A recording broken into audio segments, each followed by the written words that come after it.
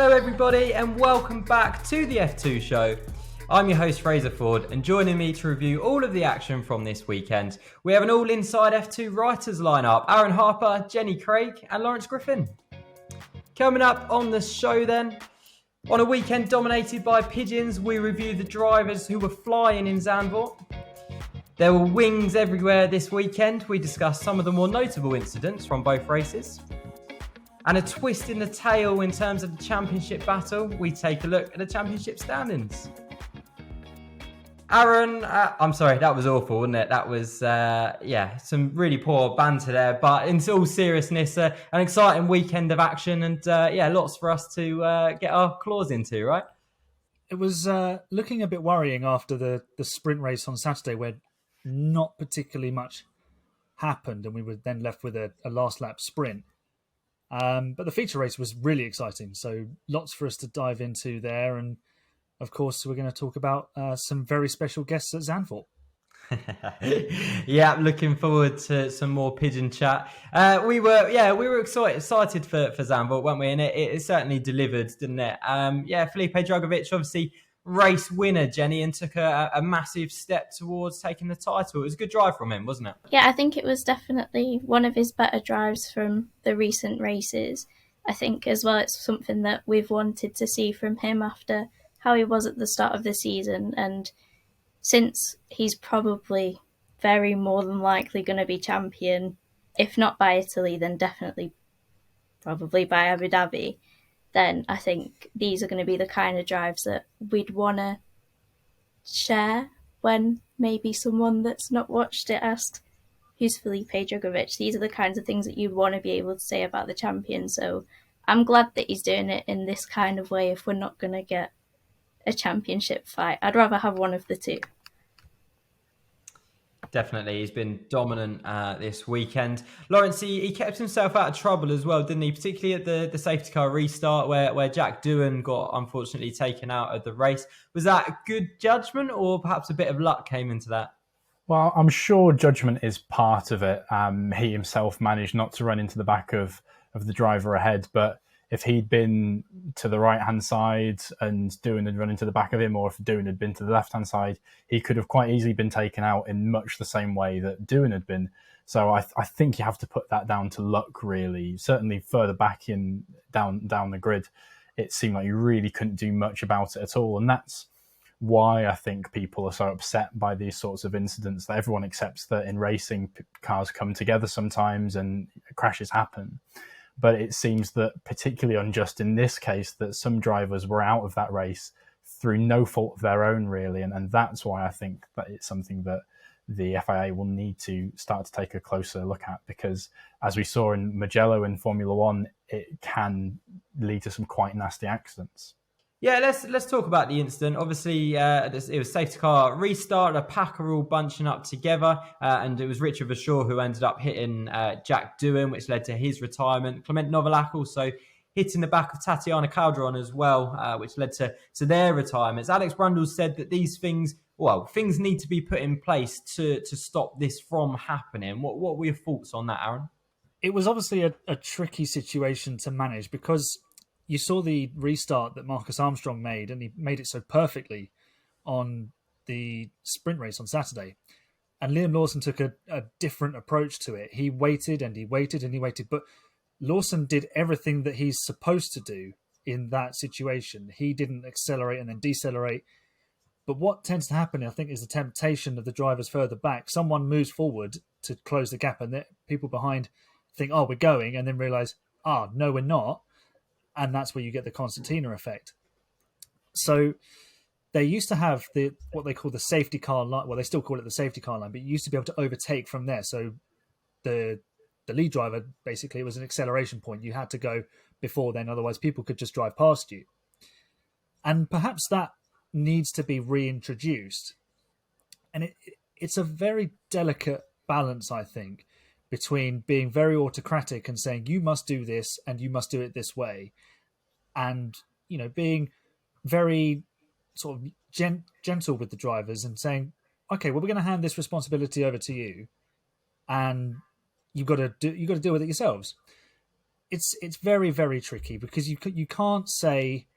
The thing is, if it was triggered by the driver at the front, Liam Lawson, you could absolutely say, yeah, let's do away with those late restarts. But it wasn't. It's come from the middle of the pack, and some of the responsibility needs to come from the drivers in that respect. So I think the solution is to put a set acceleration point, and whether you have that early or if you have that late is the big question. Considering what happened in the Formula One race, I would suggest perhaps a later one if on a circuit like that. But then if you've only got a short acceleration zone, then you don't need such a short distance anyway. But it might change from track to track, and that could get a bit messy. It's a very, like I said, it's a very, very delicate thing to balance and to get right. It might take some testing and some conversations with the drivers and how they feel. I'm not a racing driver, so I can't really put myself in their position. So I think it would be wrong for me to say one of the best ways is to do this. So it has to come from the drivers. I think that's solution. Do you think, Aaron, that the teams have a part to play in it as well? I remember, I think it was Baku 2016, and Nobuharu Matsushita got a race ban for something similar where he left it right till the last minute down the Baku straight, and there was all sorts of carnage. Mitch Evans and Sean Galeo involved. And do you think the teams take some kind of responsibility as well? Because I remember at that point thinking to myself, Surely the team should be on the radio to Matsushita, or in this situation to Liam Lawson, and be telling him to get on with it, because it will cause that in the mid pack or at the back of the pack. There is a point to that. Yeah, I can see where you're coming from with that, but the thing is, you can tell the drivers all you want. We've seen it with team orders. You can tell the drivers anything you want, but whether they act on it is a completely different scenario. It has to come within the rules. It has to be a black and white thing that must happen at a certain point, I think. So it's definitive. So either way you do it, it has to be very clear what the process is. And at the moment, the process is clear, that the lead driver takes over control of the pace, and then they can and can't do certain things. But then you get such a wide variance in the way they go about it. So Marcus Armstrong went well before turn 13. It was almost at the exit of turn 12. Whereas Liam, I don't think he'd even actually started accelerating, and they were all crashing into each other. A bit like the Mugello situation, which Lawrence mentioned earlier. Yeah, it was particularly unlucky for the drivers that were involved. Jack Doohan and Jenny, it was... Do you think that Jack Doohan... he was putting a bit of pressure on, wasn't he? Do you think he could have gone on to really put some pressure on Felipe Drugovich and potentially contend for the win? I think Doohan had driven a really great race anyways, and I think that's been the case for a lot of the season. I think he's been one of them that's, towards the second half, has really started to show what he can do. So I think it's a shame that he got taken out of something when it wasn't his fault. And the same with Novalak as well. Like he had the chance to show again what he can do. Like he'd been great at that circuit that weekend. So it's a shame for them. But I think Drugovich had it, but I think it would have been good to see how Verschoor would have done against Doohan, and I think it would have added an extra something to the race, even though it didn't really need it. A lot happened anyways. Yeah, completely agree. Lawrence, were you impressed with Jack Doohan? How obviously that he had that flat spot, didn't he, from that big lock-up chasing down Felipe Drugovich? Were you impressed with his pace after that lock-up, before the pit stop, where he dropped back from Felipe Drugovich, but he then started closing in on him again, didn't he? Yeah, it was really impressive to see, really surprising, because that was a massive flat spot. I can't remember the last time I saw a tyre in such bad condition still circulating on track. Perhaps Kimi Räikkönen at the Nürburgring back in 2005 is what it reminded me of. And we know how that ended. So given I'm drawing that kind of comparison, the fact that Doohan seemed to pick up the pace when his tyre was like that. And not only doing that, but it's so often you see it when a driver has a flat spot, they go into the next braking zone and they'll lock up on the exact same point and make the flat spot worse and worse and worse. I didn't see him make a single flat spot afterwards, and it was not like he wasn't pushing, because his pace was still very impressive. So That, I think, really speaks to his talent. And it was a real shame because he looked like the fastest driver out there. It would have been great to see what he could have done without that flat spot, because I think he really could have put a lot of pressure on Drugovich. And it is a shame for him, especially, as Jenny said, given that he's had such a good second half of the season, winning the feature race in Spa last time out, looking so competitive in the latter stages of this year. So it's a shame that he was slightly hampered by that, and of course a massive shame that he was taken out of the race. But I think with the way that the championship is, he's of course out of the running for the championship now. I think he's can start looking into next season, building the experience and keeping on demonstrating the talent that he has, and prepare for a proper bid for the title next season. I think he'll be one of the favourites next year. Yeah, completely agree. He's obviously, as we've mentioned, chasing down Logan Sargeant for best rookie. Jenny, it was a bit odd, wasn't it? Logan Sargeant, start of the race, started from P3, went off in turn 1, and then ended up out, before the end of the first lap. It was you're not used to seeing that from Logan Sargeant, are we?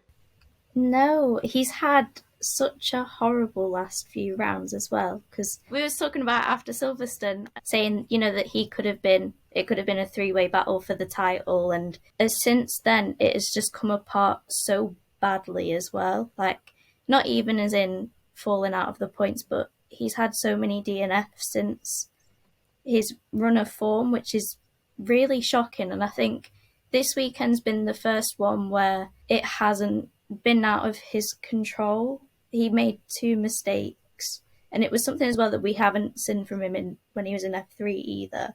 He's normally been really strong in that kind of sense, so it is strange, but then again, it is something that can happen. It is like you said, it is uncharacteristic.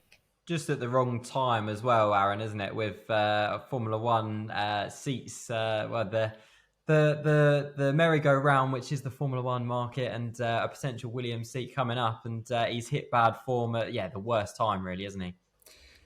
Yeah, he has, and he's had some things go against him, but unfortunately, that's just racing. I think you can have a clutch failure in France, and you can have a puncture or something happen mid-race, and he's had some issues. But yes, like Jenny said, it was wholly down to him. His short time in the feature race yesterday, they were both his errors. I did, before we saw the replay of the second incident, I wondered if he'd had a brake issue from the line, because he went straight on at turn 1 and then he just ended up nose first in the wall, but that was because he'd hit the back of another car. But I've heard that Williams are impressed with the way he goes about things, the feedback, his qualities are really good. And personally, I think Nicholas Latifi's time in F1 is coming to an end. So it's a bit of a shootout between Sargeant and Nick de Vries. So whether Williams want to go for a discount on their Mercedes power units, or if they want to put their own young driver in, is the big question. I think Williams would want him to come in off the back of a bit more form, but then form is temporary, class is permanent. And I think Logan Sargeant is a classy driver because he ran Oscar Piastri so close in 2020 for that F3 championship. And but for the racing gods not being on his side on that day in Mugello, he may have been F3 champion. So you're looking at very fine margins. That's the quality of driver we're dealing with here. There's no like God-given right to go into F1 and deliver, and we'll see with Piastri what he can achieve with McLaren next season. But there's no reason why Logan Sargeant can't step up to Williams as well. It does hinge completely on what Williams want to do, though. But another season in F2 and another tilt at the championship wouldn't do him any harm either. Completely agree, and it's crazy to think that he was above Théo Pourchaire in the standings coming out of Austria, which doesn't seem that long ago. Speaking of Théo Pourchaire, difficult weekend for him, wasn't it? And it was all undone in qualifying, really, Lawrence, wasn't it? Yeah, it was a really tricky qualifying session for him, and with the way that this track is, once you're that far down the order, when you make that kind of error, there's no real coming back from that. Even with the chaos that happened in the feature race, he still wasn't able to make up that many places, considering the amount of retirements that we had. And of course, in the sprint race, no one really went anywhere at all. So he was never going to be able to get into the top 8 from where he started. And we spoke previously about if Drugovich has a bad weekend, if he has a bad qualifying session, then it could be all to play for. Did we know it was going to be the second driver in the championship that would actually make that error? And that has meant that the championship standings are a pretty bleak reading now for Théo Pourchaire. And of course, also his feature race was hampered by the fact that due to the tight nature of the pit lane at Zandvoort, they weren't able to pit under safety car. So there wasn't much available to him in terms of strategy. He gave it his all and he raced very well and he made up a lot of good positions. But I think the odds were really stacked against him from the moment that he went off on Friday in qualifying. I think that was the moment that the F2 title was well and truly over. I think we can say with some certainty now. I loved it as well. That I was watching obviously that qualifying live, and you see Théo Pourchaire going off, and my instant thought was us talking last week on the podcast about if Drugovich goes off in qualifying, all it takes is one bad qualifying session, and it's actually the opposite way around. It's Théo Pourchaire going off, and no one's going to be asking us to put a lottery ticket numbers. I'll see what else I can say will happen, and so I can make the opposite thing happen. See if that works. Lawrence, listen, if you've got any wild predictions you want to throw out there, now's your time. The floor's yours. No, I think I'll pass on that one, actually. Another incident in the feature race was David Beckman and Roy Nissany coming together under the safety car. Bit of an odd incident, wasn't it? Both given a 10-second time penalty and points on their super licence, a couple of points on their super licence for that one. Yeah, Aaron, it was very odd, wasn't it? It was odd and wholly unnecessary because you're behind the safety car, and I think they were side by side from somewhere like turn 11, and then they went round the left-hand sort of horseshoe corner and got all the way around the banking, side by side, sort of waving to each other, and then forgot that Marino Sato was actually there as well, and they gave his car a bit of a love tap. It just all looked a bit amateur, didn't it? Because they were squabbling over something and they were going at reduced speed. So yeah, they can't really have any complaints about the fact that they both got penalised in the race and 2 points on their super licence, which means Roy Nissany misses Monza. Is it a little bit harsh that he was given exactly the same penalty for Beckman when as Beckman for Beckman turning into him and hitting him? I understand obviously the childish, I know I'm in front kind of thing, but he didn't actually hit Beckman. Beckman hit him. Do you think that was a little bit harsh, or do you think that it's fair? I think it's fair because the contact would have been non-existent if one of them had conceded the position, and it stemmed from they only made contact because they were trying to avoid Marino Sato because they weren't looking where they're going, and if you're going to be a racing driver, you need to look in the right direction. Yeah, it's a fair point. And yeah, obviously, as you say, Roy Nissany misses the next round in Monza. And yeah, he'll be back for Abu Dhabi. Hopefully, haven't learnt his lesson. Okay, the sprint race probably won't go down as a Formula 2 classic. I think that's fair to say. But it was a great victory by Marcus Armstrong. He's quickly becoming the sprint race master in the Lawrence. I'm not quite sure what that says about his qualifying, but he keeps on winning sprint races. Yeah, he does, and that does suggest he needs to improve in qualifying a little bit, but it does also say that once he's in that position, he can take the victory, he can survive the pressure. I know it was really hard to overtake at Zandvoort, and it was even harder to watch at times, but he did have to survive that pressure from behind. He had to execute the safety car restart perfectly, which, as we've seen, can get very complicated. So, it shows that he is able to win races, and he does have that quality. We've seen other drivers, particularly thinking of Jehan Daruvala, who've been in similar situations that have just not quite managed to manage the tyres on a Saturday and actually get that race win.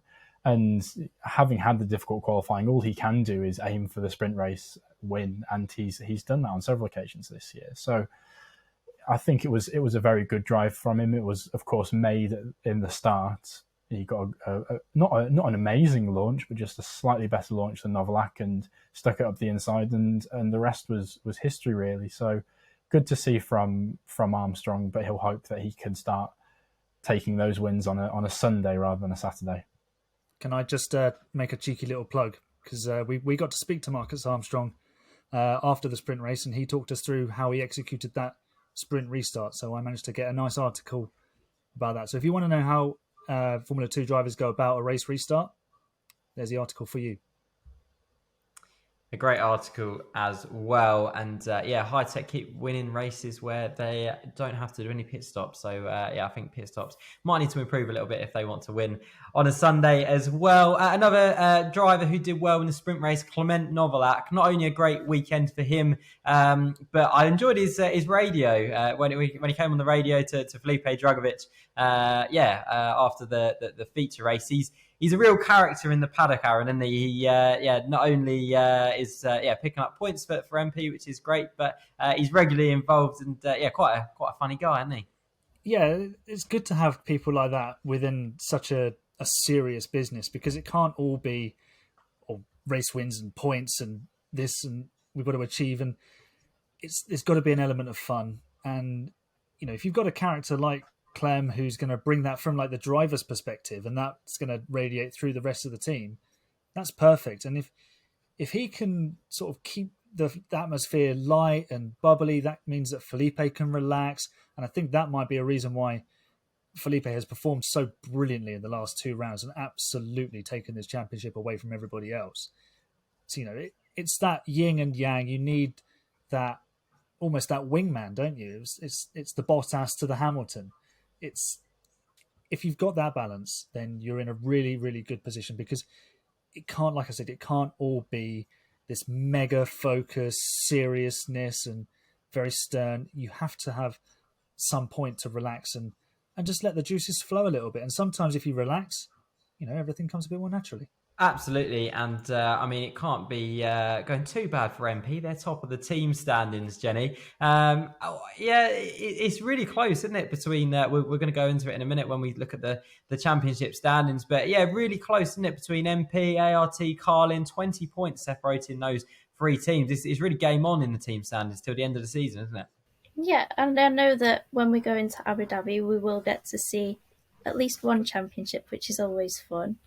But I think all 3 of those teams have done an incredible job this season. And I think maybe with MP there's a bit less of a balance in terms of points, but Carlin and ART particularly. And now that Clem's come good, I think that'll be such an exciting thing, because there's 6 really brilliant drivers, and I think that's going to make the last 2 rounds so exciting, because all 6 of them will push forward, and for a fact that they will want it as well. So I'm excited for that one. Completely agree. It's game on until the end of the season, isn't it? Now, Aaron, I've been waiting on the show to talk to you about this. It was very much a weekend dominated by pigeons, was it not? And there was some really fearless pigeons out there, weren't there? I mean, they were almost telling the F2 drivers to get off their land, weren't they? It was so cool. It's always nice to see wildlife around the circuits. It's not so great seeing them on the circuits, because we've seen that go wrong from time to time. But the pigeons really caught the eye. They caught the eye of George Russell. They had Alex Jakes worrying about them, because he was being reassured in the commentary box that the replay was not something that we didn't want to see. And so I thought I'd do some research on the pigeons of Zandvoort. Now, I'm no pigeon expert, but there is a native Dutch pigeon called the Old Dutch Capuchin. It's a fancy pigeon, which is basically a term for pigeons that are bred specifically for various traits. So that could be for their size, their shape, their colour, or even their behaviour. Through my research, I found some quite interesting facts about pigeons. This even made me laugh, and it was quite enjoyable looking through this.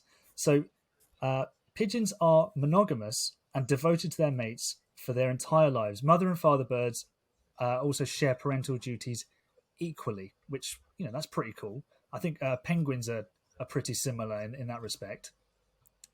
Pigeons understand human transport routes and often rely on that knowledge for navigation more than their own internal magnetic compasses. So, if you think pigeons are just there, they've probably followed your bus route, which is probably a touch worrying. If they ever decide to take over the world, we could be in a bit of trouble. They'll know where to find us.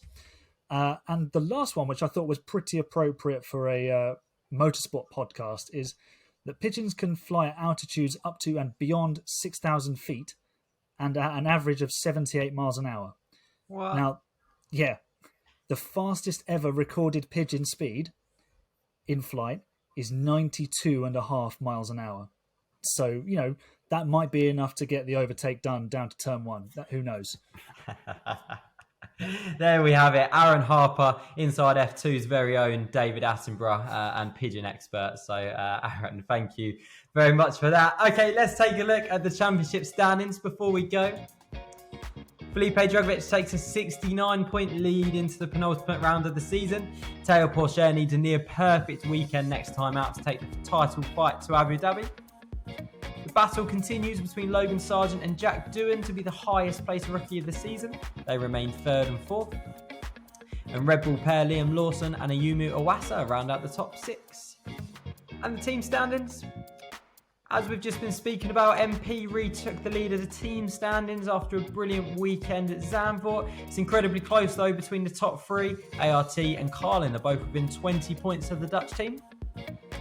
Better weekends in Zandvoort for High-Tech and Prema. They sit 4th and 5th. And Dams round out the top 6. And as always, we tell you every week, the full standings are available on our website, www.insidef2.com. Go and check it out. Okay, that's all we got time for today. My thanks to Aaron, to Jenny, and to Lawrence for joining me on today's show. If you've enjoyed the show, make sure you give it a like, subscribe for more Formula 2 content. Let us know what you thought in the comments section. Hashtag the F2 show to get involved in the conversation on Twitter or Instagram or whatever social media channel you like, really. But from me, Fraser Ford, and all of us here at Inside F2, we'll see you next time.